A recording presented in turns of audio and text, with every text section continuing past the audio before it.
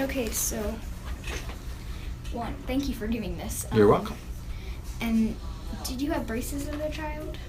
No, I didn't. My orthodontic consult was done on the front porch of my row home in Baltimore. So my father looked at my teeth, and he said, "Come over here, let me look at your teeth." My father was a telephone man, so he climbed telephone poles for a living, right? He had no expertise in orthodontics. But he looked at my teeth and said, "Your teeth look good enough to me, you don't need orthodontics." And I never had them as a child or a teenager. But after I became an orthodontist, I was an adult, and I did have orthodontics then when I was in the Navy. Oh, really? Mm-hmm. What do you think is the best part about being an orthodontist? Well, for me, it's fun because it takes into account both the art of making somebody smile pretty and the science of knowing what it does, knowing how to do it. So those two combinations I liked a lot. So I really enjoy working with my hands, and also the the medical side of how teeth move, and so those are the things that attracted me to orthodontics. Make sure to turn off. Mm-hmm. Nope, Still good? Yep. What degrees in college do you need to get to become an orthodontist? So, Somebody wanted to do it. right. So, you have to do your 12 years of regular schooling through high school. Then, the 4 years of college are generally devoted to science for the most part, for most people. So, you study biology, chemistry, and there's a pre-med track in college. So those 4 years are a lot of science and math. It's not required, you don't have to do that, but these days the competition for dental school is one of the most competitive areas just to get into dental school. So you're in college for 4 years, and then dental school is 4 years. All right, and then orthodontics is 2 or 3 years after that. So if you count from like kindergarten to when you graduate as an orthodontist, it's like 23 years. Oh, wow. Yeah, that's what I said. Now when I was in, 5th or 6th grade, you're 6th grade, right? So 6th. So I thought, I'm not going to school for 23 years. But as it turned out, a lot of those are required, right? You go to high school for 12, and then college for 4, so that's 16, and then it's 4 for dental school, and then 3 more for orthodontics school. Wow. Yeah, it's a lot. Yeah. How many years do you have of experience in the field of orthodontics? So I graduated from dental school in 1979. So I was a general dentist for about 6 or 7 years before I went to orthodontic school.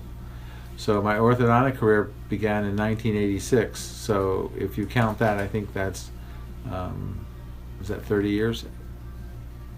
Yeah. Just about. So 30 years of experience. Yep. And do you think the amount of orthodontic experience that somebody has in the field affects how well people's teeth will end up? A little bit. So it's like anything else. The more you do, the better you get, right? Mm-hmm. So what sport do you play? I do gymnastics. All right. So when you were beginning in gymnastics, you couldn't tumble as well as you can now, right? Because you're better at it. You've had more years of experience. It's the same way in any field, whatever field it is. The more time you spend in it, the better you get. But I would say once you become an orthodontist, you're pretty capable of doing anything that you need to do, but you get better at it as you go along. Oh, wow.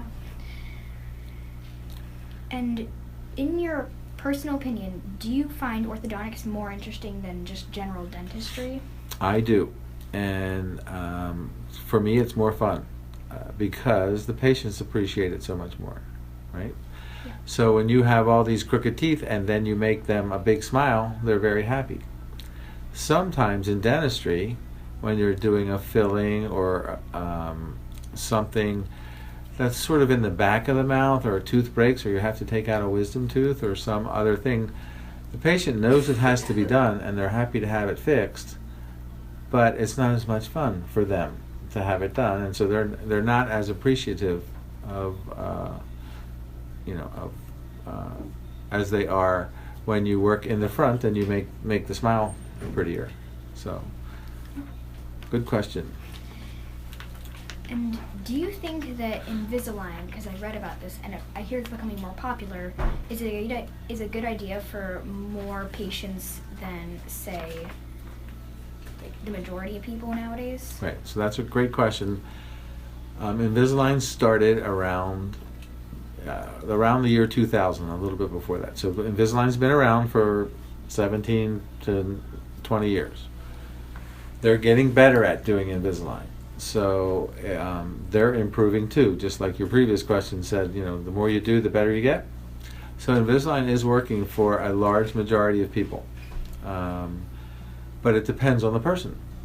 Some patients are going to like doing the Invisalign and they're going to cooperate and do what they have to do to make it work.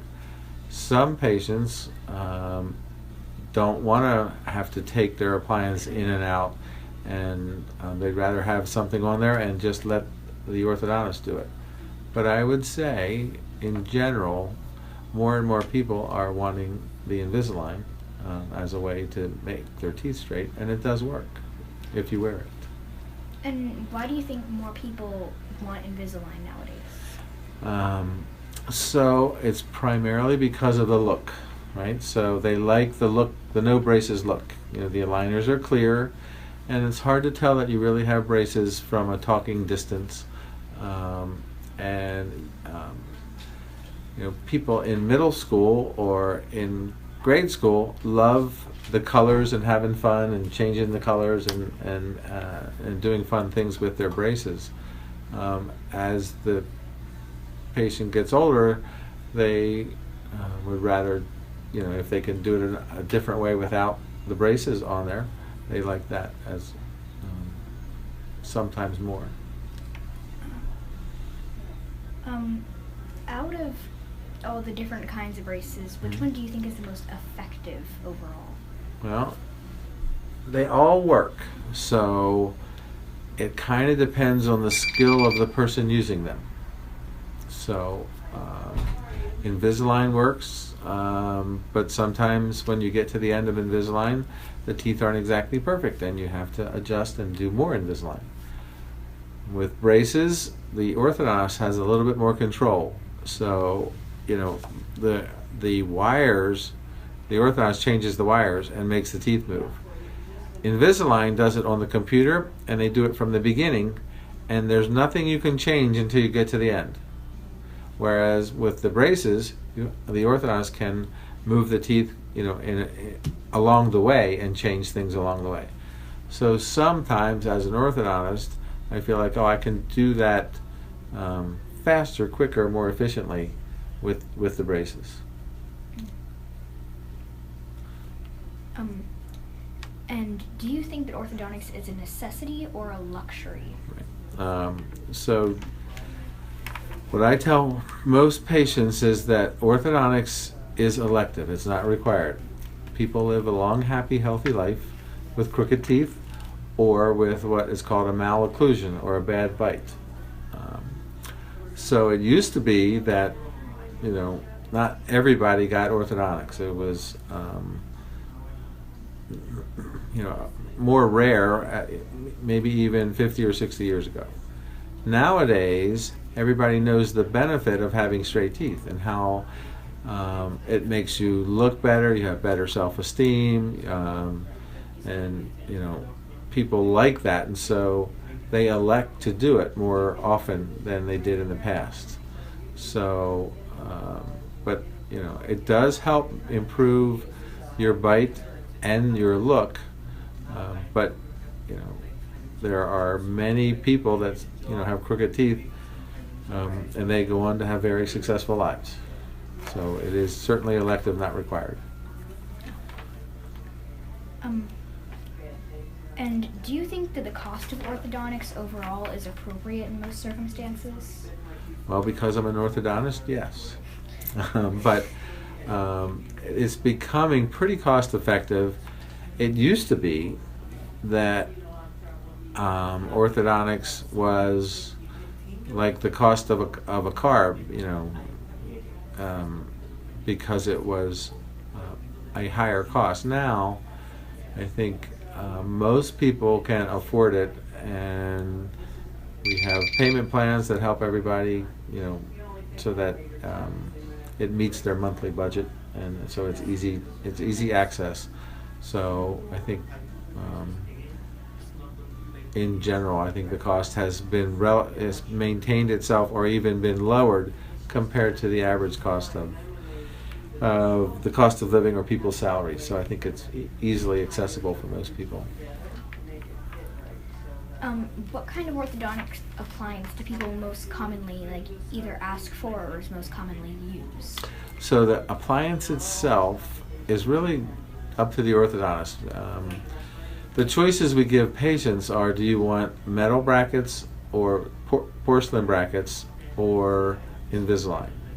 So the actual, appliances, there are many kinds, and many orthodontists use different kinds of appliances. But the patient usually doesn't choose that; the orthodontist does, except for the, kind of the look of the orthodontics, of the braces. So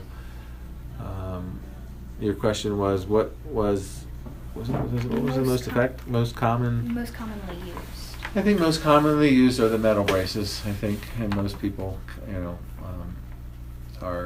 do that the majority of the time. But there are actually some offices that do only Invisalign. They don't do any braces at all.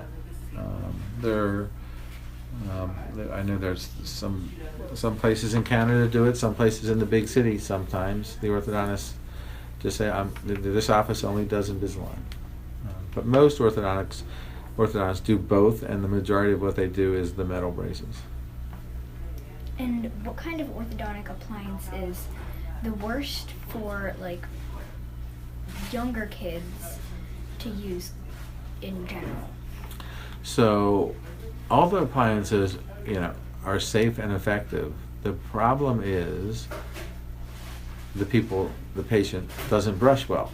So if you brush well, none of the appliances are harmful, right? But if you are a poor brusher, or you're not, you just quickly in 15 seconds brush your teeth and put the brush away, you haven't cleaned all your teeth, and that causes damage to your teeth, because the plaque builds up and makes white spots on your teeth, or even can make a cavity. So it's not the appliance that's the culprit, it's the person's hygiene and how effective they are at hygiene. And that's why we give everybody an electric toothbrush and say, look, you got to really be good at keeping these clean. We also put a fluoride kind of sealant on there so they don't have a cavity or get white spots. But we still have patients that don't brush well, and that can cause harm to their teeth and gums. And what do you think, I know because Invisalign is a new thing, Mm-hmm. and they're always improving these things. Which thing do you think that they should improve or make a new thing of next? What's the next innovation, huh? Yep.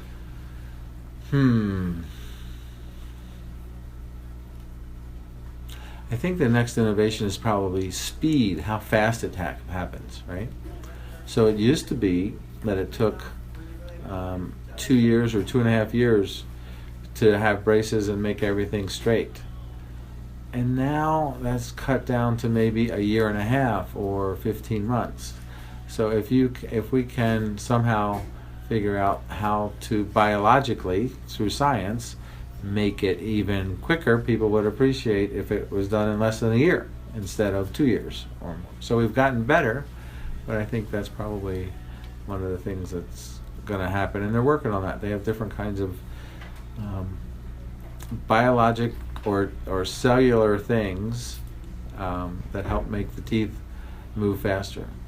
So that's the next innovation, I think. And those are my questions. Thank you so much for doing this. Sure, with me. you're welcome.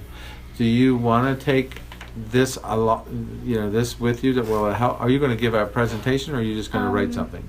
I think we're making websites. Okay. So if you want anything to put on the website, like you can have these and return them, right, or take a picture of. We could put your pictures up there, right? We could, if you wanted to. You could show your. You're not quite done yet, but show how your teeth are getting straighter from when they were back here, right? And so you see your crooked teeth here, and then you go to the last picture we took in January, how your teeth are getting straighter and more aligned. So if you want that kind of thing, just ask Miss Chris and she can give you some different pictures and things. All right? Yep.